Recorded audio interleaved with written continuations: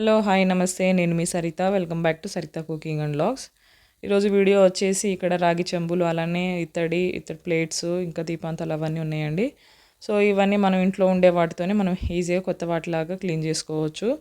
So ఇది వచ్చేసి clean చేయకముందు చూడండి ఇలా ఉన్నాయి కదా. ఇప్పుడు ఇవి వచ్చేసి నేను కొన్ని టిప్స్ చెప్తాను, కొన్ని లిక్విడ్ ఎలా ప్రిపేర్ చేసుకోవాలో చెప్తాను. ఆ విధంగా చేసుకొని క్లీన్ చేసుకుంటే మీకు ఈజీగా ఏ మరకలు ఉన్నా పోతాయండి. సో దానికోసం అయితే ఇక్కడ నేను కొంచెం చింతపండు అలానే కొంచెం రిన్ లిక్విడ్ కొంచెం సాల్ట్ అలానే కొంచెం వంట సోడా వెనిగర్ ఉంటే వేసుకోండి, లేకపోతే ఏం లేదు. కొంచెం వాటర్ పోసుకొని అయితే ఇలా మొత్తం కలుపుకోవాలి.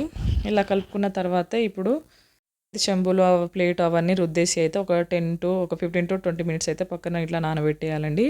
సో నానబెట్టేసి ఏంటంటే ఎంతటి డార్క్ మార్కులైనా కూడా మనం మంచిగా నీట్గా క్లీన్ అయిపోతుంది అండి. అప్పటికప్పుడు రుద్దడం కంటే ఇలా నానబెట్టి రుద్దితే మాత్రం మంచిగా మరకలు అనేవి పోతాయి.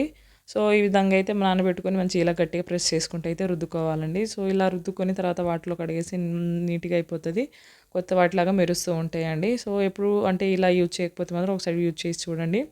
బయట నుంచి ఏమేమి పౌడర్స్ అని తెచ్చుకొని అంత ఖర్చు చేసుకునే బదులు ఇలా ఇంట్లో ఉండే వాటితోనే మనం ఈజీగా క్లీన్ చేసుకోవచ్చు. రూపాయి ఖర్చు లేకుండా నీట్గా అయిపోతాయండి. సో ఇది వీడియో చూసిన తర్వాత మీకు నచ్చితే ఒకసారి మీరు ఇలా ట్రై చేసి చూడండి. సో ట్రై చేసిన తర్వాత మీకు ఎలా నీట్గా అయినాయో లేదో కామెంట్ రూపంలో అయితే కామెంట్ చేయండి. అలానే నా వీడియో నచ్చితే మాత్రం కంపల్సరీ లైక్ చేయండి. అలానే మరిన్ని మీ ఫ్రెండ్స్కి రిలేటివ్స్కి షేర్ చేయండి. మరిన్ని వీడియోస్ కోసం నా ఛానల్ని అయితే సబ్స్క్రైబ్ చేసుకోండి. Thanks for watching. చూడండి ఎంత క్లీన్గా నీట్గా అయిపోయినాయో.